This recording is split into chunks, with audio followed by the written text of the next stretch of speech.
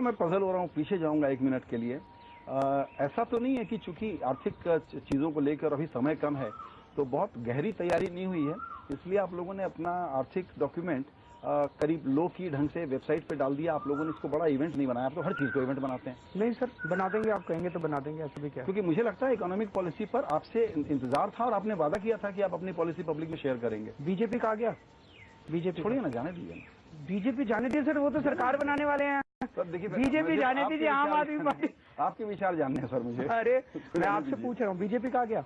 BJP का भी नहीं आया है, कांग्रेस का भी नहीं आया है। वो पिछले पॉलिसी के बारे में हमको कुछ मालूम है, उसमें जो अच्छा है बुरा है वो हमको मालूम है, आपके बारे में मालूम नहीं है। पिछले चुनाव में आ गया था उनका? बिल्कुल आया था ना। देखिए फिर वही देखिए सर, ये इंटरव्यू का समय बीजेपी और कांग्रेस पर नहीं, अरविंद केजरीवाल पर लगाना चाहता हूँ। नहीं, मैं ये जानने की कोशिश, मैं ये जो पार्टी 105 साल पुरानी है। अच्छा, ये मेरे को तो आज तक उनकी इकोनॉमिक पॉलिसी नहीं समझ आई, आप थोड़ी सी उनकी भी बता दीजिए। चलिए, इकोनॉमिक जो पार्टी 40 साल पुरानी है, मेरे को आज तक उनकी एक ही उनकी पॉलिसी का वो नजर आता है कि इस देश को कैसे लूट लो। चलिए, मैं देख रहा था कि इंटरव्यू के मेरे सवालों से गाइडेड होगा या आपके जवाबों से गाइडेड होगा, तो मैं ट्रैक चेंज करके पॉलिटिक्स पर आना चाहता हूँ। पॉलिटिक्स पर मेरा सवाल बड़ा सिंपल है। आप रूलिंग पार्टी के खिलाफ विपक्ष लड़ता है, आंदोलन करता है, और विपक्ष में भी मतभेद हो सकते हैं। आप बनारस में जाके चुनाव लड़ने को तैयार हैं, आपको रायबरेली में सोनिया गांधी के सामने भी लड़ना चाहिए। हम लड़ रहे हैं ना सर, राहुल गांधी राहुल गांधी के खिलाफ कुमार विश्वास लड़ रहे हैं। नॉन सीरियस कैंडिडेट कुमार विश्वास, नॉन सीरियस कैंडिडेट। आप मानते होंगे नॉन सीरियस? राय दे रहा हूँ सर। वो आप गलत मानते हैं। आप नरेंद्र मोदी को बनारस के लिए चुन रहे हैं, आप सोनिया गांधी को या राहुल गांधी को अमेठी रायबरेली में आप क्यों नहीं चुन रहे हैं? सर, राहुल गांधी को हराने की कितने बड़े जेंट किलर बनेंगे आप? अब मैं जवाब दूं? राहुल गांधी को लड़ने के लिए कुमार विश्वास गए हैं। मोदी जी के खिलाफ मैं लड़ूं या ना लड़ूं, ये वाराणसी की जनता से पूछने के लिए मैं जा रहा हूं। आप कुमार विश्वास को छोटा मान सकते हैं, आप जरा सा जनता में जाके पूछे कि कुमार विश्वास की कितनी पॉपुलैरिटी है। नहीं, उसकी तकरीर के लिए बहुत पॉपुलर है। केवल तकरीर के लिए नहीं है, केवल तकरीर के लिए नहीं है। और आपको जान के आश्चर्य होगा, जैसे आप लोगों ने हमें दिल्ली के चुनाव के पहले जिस तरह से 3 सीट 4 सीट दी थी, आप अमेठी का रिजल्ट देखेंगे तो आपको काफी आश्चर्य होगा। ओके, चलिए, ये एक हम लोग इसका इंतजार करेंगे। दूसरी बात, हमको ये लगता है कि आप बनारस से लड़ेंगे। अब फिर कह सकते हैं कि आप तो प्रीएम्प्ट कर रहे हैं और आप अंडर एस्टिमेट कर रहे हैं। मान लीजिए आप वहाँ हार गए तो आप लोकसभा में नहीं होंगे। हमको लगता है आप जिस तरह के पॉलिटिकल रिफॉर्म की कोशिशें कर रहे हैं उसमें इस वक्त में आपको लोकसभा में होना चाहिए। सर, हम देश बचाने के लिए जा रहे हैं, लोकसभा में एक एमपी बनने के लिए नहीं जा रहे। नहीं, लेकिन आप वहाँ पर बढ़िया मोदी जी को रोकना बहुत जरूरी है, राहुल गांधी जी को रोकना बहुत जरूरी है। राहुल गांधी ने पिछले 10 साल में इस सरकार ने इस देश को उठा के मुकेश अंबानी को सौंप दिया। मुकेश अंबानी इस देश को चला रहे हैं। नरेंद्र मोदी जी उससे मैं ये भी इंतजार कर रहा था कि आप मेरे इंटरव्यू में मुकेश अंबानी का नाम लेंगे कि नहीं लेंगे। क्योंकि आपने लिया तो मैं 1 मिनट के लिए टोकूंगा। मैं बात तो पूरी कर दूं। आप जो अंधाधुंध फायरिंग करते हैं ना, उसमें इशू है सर। नवीन जिंदल के बारे में आपकी क्या राय है? मैं पहले ये बात तो पूरी कर। नहीं, आप पहले नवीन जिंदल पे बताएं। मैं पहले ये बात पूरी करूंगा। ठीक है। ये क्या बात है? आपको इतना हर्ट क्यों हुआ मुकेश अंबानी के नाम से?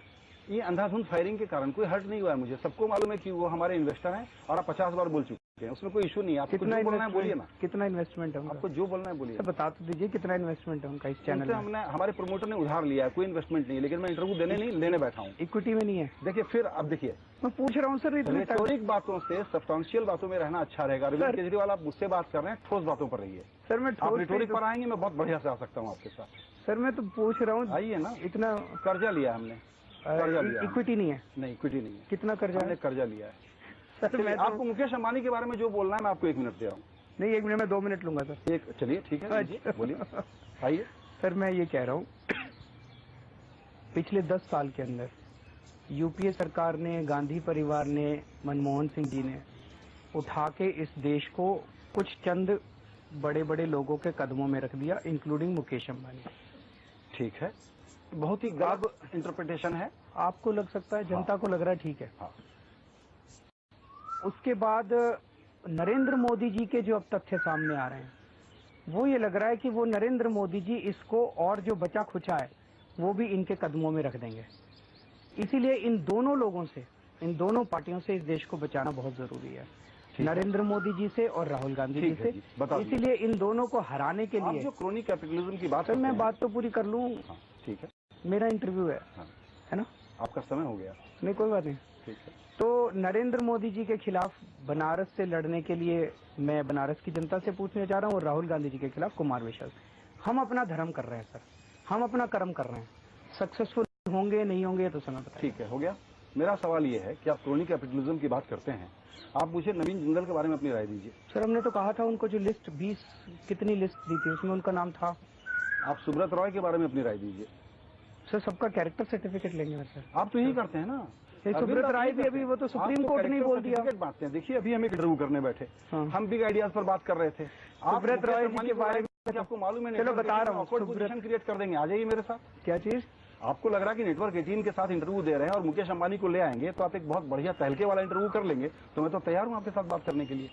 सर आप इतने डिफेंसिव मत होइए। नहीं, मैं डिफेंसिव नहीं हूं। हर इंटरव्यू में, हर अपनी तकरीर में, हर भाषण में हमने मुकेश अंबानी जी का और अडानी का नाम लिया, पर मेरा कहना है लेकिन किसी भी इंटरव्यू में एंकर इतना डिस्टर्ब नहीं हुआ था जितना आप हो रहे हैं। आप अंधाधुंध फायरिंग करते हैं, मैं बिल्कुल डिस्टर्ब नहीं हो रहा हूँ। सर इस देश की जनता के ऊपर, इस देश की जनता के ऊपर जो इन लोगों ने अंधाधुंध फायरिंग की है ना, जाके देखिए जनता के घर का काम नहीं चल रहा है ना। अब आता हूं मैं, आपकी एक गंभीर आंदोलनकारी छवि जिसमें एक खास तरह की बिलीवेबिलिटी थी, उसको आपने अरविंद कैसे डैमेज किया है, इस पर मैं चर्चा कर लेता हूं। आपसे एक सवाल पूछूंगा छोटा सा। आप कहते हो मोदी की हवा नहीं है, फिर आप कैमरे पर पकड़े जाते हो कि मोदी की हवा है। आप कहते हो मोदी और मायावती में से एक को चुना होगा तो मोदी को हेड पर गन रख दोगे तो चुन लूंगा, फिर आप डिनाई करते हो। फिर आप कहते हो नागपुर में जाकर के कि मीडिया को जेल में डालना होगा। आप तो खुद को ट्रिविलाइज कर रहे हो अरविंद जी। अब इस पे एक पे आए, तीनों पे 3 इंसिडेंट्स आपने बताया। भास्कर ने एक इंटरव्यू किया था, वो इंटरव्यू तब किया था जब मैं दिल्ली से बाहर नहीं निकला था। दिल्ली के मुख्यमंत्री पद से जस्ट इस्तीफा दिया था, अगले दिन वो लोग आए थे। मैं भी मीडिया पढ़ता हूँ, सुनता हूँ। पिछले 1 साल ने ऐसे मीडिया ने ऐसी हवा बना रखी है, ऐसी हवा बना रखी है, मोदी की हवा है, मोदी जी विकास पुरुष है, मोदी जी विकास पुरुष है, मोदी जी। मैं भी मानने लगा जैसे देश की दुनिया मानती है। सर मेरे को अब मेरा आप अपना नैरेटिव सुना रहे हैं, मेरा सवाल स्पेसिफिक है। एक वक्त की पाबंदी के कारण हमको पॉइंटेड रहना चाहिए। आपने सर 3 आरोप लगाए हैं, हाँ। और मेरे को जवाब देने का समय देना पड़ेगा, नहीं तो इंटरव्यू लेने मत आते। नहीं, अगर जवाब ही नहीं देना था, आपको अपनी बातें सुनानी थी, तो सर आपका चैनल है सर, आप बैठ के सुनाते रहिए। नहीं, I will try to answer this question. हाँ, तो जैसे ही मैं दिल्ली के बाहर निकला, मैं पहले हरियाणा गया, मैंने देखा वहां तो कोई हवा नहीं है, हवा है गुस्से की हवा है। मैं यूपी गया, वहां मोदी जी की कोई हवा नहीं है। मैं महाराष्ट्र गया, कर्नाटका गया, कोई हवा नहीं है। तो दोनों बातें सच है। मैंने भास्कर को कहा था मोदी जी की हवा नजर आती है, वो तब कहा था जब मैं दिल्ली से बाहर नहीं निकला था, लेकिन जब मैं दिल्ली के बाहर निकला मुझे हवा नजर नहीं है, मैंने ये भी कहा। ठीक है। दूसरा आपने कहा कोई XYZ ने क्या खड़ा होकर कह दिया कि अरविंद नहीं है, कॉर्पोरेट डेमोक्रेसी में शेयर होल्डर्स के एक्टिविज्म को बढ़ाने वाले बहुत बड़े व्यक्ति हैं। कौन है? अनिल सिंघवी, जिनसे आपने बात की थी, और वो स्टैंड बाय कर रहे हैं इस बात पर कि आपने कहा था कि मोदी और मायावती में चुनने की बात आएगी तो डेवलपमेंट के कारण मोदी को चुनना पड़ेगा। सर वो कौन है, किसने खड़ा होकर कह दिया? वही मैं कह रहा हूँ कि किसने खड़ा होकर नहीं कहा, वो आपके आम आदमी जैसा ही बहुत इंपॉर्टेंट आम आदमी है।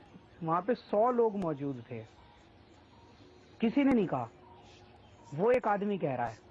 तो एक 8 दिसंबर को आपके जीतने के बाद कहा था कि ये बहुत स्टनिंग विक्ट्री और स्टनिंग, वो जो मर्जी कहा था, अब वो झूठ बोल रहा है। अच्छा, अब वो भाई अगर मैं सुनो तो सही, आपसे थोड़ा सा डिफरेंस हो जाए तो आप जिस हिकारत के साथ डिसमिस करते हैं ना सर, अगर बड़ा एरोगेंस है सर आपको एरोगेंस है, आप अगर झूठ मेरे ऊपर थोपेंगे, अगर आप, मैंने सुबह अगर कहा, चलिए अनिल सिंघवी वाला झूठ निकल, एक मिनट, अब मीडिया वाला जेल डालने वाला, एक मिनट मैं आ रहा हूँ। अनिल सिंघवी को अगर सवेरे किसी कॉन्फ्रेंस में मैंने ये कहा कि मोदी जी और मायावती जी के बीच में मैं मोदी जी को चुनूंगा, तो उसके 2 घंटे बाद मुझे एक्सेप्ट करने में क्या दिक्कत है?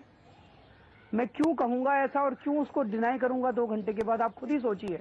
तो वो आदमी झूठा है जो इस तरह की बातें कर रहा है, और फिर आपके चैनल कुछ प्रोपेगेंडा करते हैं जो उसकी बात को इतना दिखाते हैं बार बार। सर कहीं ना कहीं तो शक होता है कि भाई मोदी जी के फेवर में कुछ भी स्टेटमेंट चाहिए। भाई केजरीवाल से स्टेटमेंट मिल गया मोदी जी के फेवर में तो बड़े खुश हो गए सारे। मीडिया वाले में मैंने ये कहा था कि पिछले 1 साल से इस देश के अंदर एक बड़ा षड्यंत्र चल रहा है। नहीं वो तो पता है, बैकग्राउंड जेल डाल देंगे। वही तो बता रहा हूँ, यही बात मैंने वहां कही थी, पूरा सुनिए आप। पिछले 1 साल से मोदी जी के ऊपर गुजरात दंगों के छींटे हैं और वो छींटे छूट नहीं रहे। तो कुछ लोगों ने बैठ के स्ट्रेटेजी बनाई, एक षड्यंत्र रचा। उसमें ये कहा गया भी ऐसा करो, ऐसा दिखाते हैं कि गुजरात में मोदी जी ने बड़ा विकास किया, बड़ा विकास किया, बड़ा विकास किया। मोदी जी के गुजरात के अंदर लोग परेशान हो आपको मैं चैलेंज करता हूं, आप फैक्ट के साथ फेक इनकाउंटर कर रहे हैं। पूरे मीडिया ने मोदी जी के विकास को लेकर के कभी भी कोई स्टोरी नहीं की है। मीडिया उनके विकास की स्टोरी को इग्नोर करता रहा। ये बात तो मैं बिल्कुल दम लगा करके आपको कहना चाहता हूं। मैं भी पूरा दम लगा के ये कह विकास की स्टोरी तो इस मेन स्ट्रीम मीडिया के बावजूद आई है श्रीमान। अब मैं भी पूरा दम लगा के ये कहना चाहता हूं कि मोदी जी की स्टोरी को पिछले 1 साल से मीडिया ने खूब उठाया है। ठीक है, कौन से मीडिया ने? सारे मीडिया ने, सारे ने उठाया है। सुनिए तो सही, एक मिनट। फिर आप जनरलाइज कर रहे हैं। सर आप मुझे बोलने ही नहीं देंगे। अगर आपको ऐसे इंटरजेक्ट करना है तो सर आपका चैनल, आप बोलते रहिए। चलिए, मैं आप पूरा 3 घंटे बोलिए ना अपने चैनल पे बैठ के, फिर इंटरव्यू लेने क्यों आते हैं? आराम से बात करने के लिए जाना जाता ये आराम से तो बात नहीं कर रहे हैं। जब से मैंने मुकेश अंबानी जी का नाम लिया है तब से आप बड़े डिस्टर्ब हो गए हैं।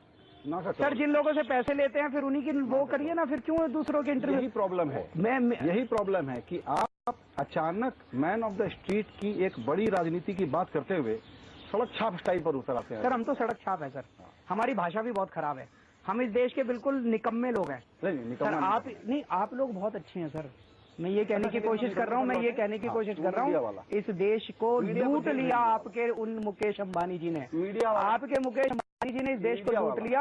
हम मुकेश अंबानी जी के खिलाफ आवाज उठाएंगे, आवाज उठाएंगे, आवाज उठाएंगे। बिल्कुल सर, हम तो सड़क छाप है। फोर्ड फाउंडेशन से पैसा लेकर के पीआईएल की ब्लैकमेल इंडस्ट्री चलाने वाले लोग, मार्क्सिस्ट वाले जो माओइस्ट वाले लोग हैं उनके साथ मिलकर के चलाने वाले, एक तरफ मेधा एक तरफ मीरा सान्याल, आप इस प्रकार का एक सर्कस चला रहे हैं। ये सर्कस ही चला चेंज नहीं है, ये सर्कस है, ये सर्कस ही है सर। हाँ। ये सर्कस ही है और ये सर्कस ही आप लोगों के इन किलों को ध्वस्त करेगी। सर आप देखते जाइए। ठीक है सर, इसमें कोई दो राय नहीं है कि ये सर्कस ही है सर। मुहिम के लिए निकले हुए, उस बड़ी मुहिम में ट्रिविलाइजेशन, प्रोपेगेंडा, क्योंकि एक अच्छा टीवी मिल जाएगा सर, इसी पर आजकल लोग आपसे बड़े नाराज हो रहे हैं। एक बड़ा तबका जो आपके साथ आप जैसे लोग नाराज हो रहे हैं सर, मुकेश अंबानी, आप ही जैसे लोग नाराज हो रहे हैं। हम जनता तो बड़ी खुश है। आपके सीएसडीएस के सर्वे ने ये बताया कि बहुत बड़ी सफलता होने के बाद बड़ी पॉपुलैरिटी थी, अब जब से दिल्ली की सरकार छोड़ करके भागे पॉपुलैरिटी आपकी गिर रही है।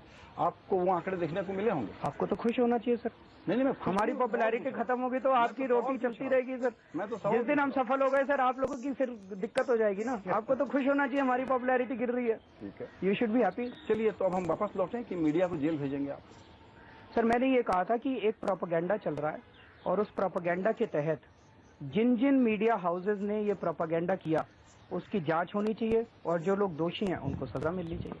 अच्छा, तो वो क्वालिफाई किया, सबको जेल जाना चाहिए? उसमें लिखा था जो जो दोषी हैं उनको सबको जेल जाना चाहिए। जो दोषी आपने नहीं बोला है वो वीडियो अवेलेबल है, अभी चलाऊं? दिखाइए।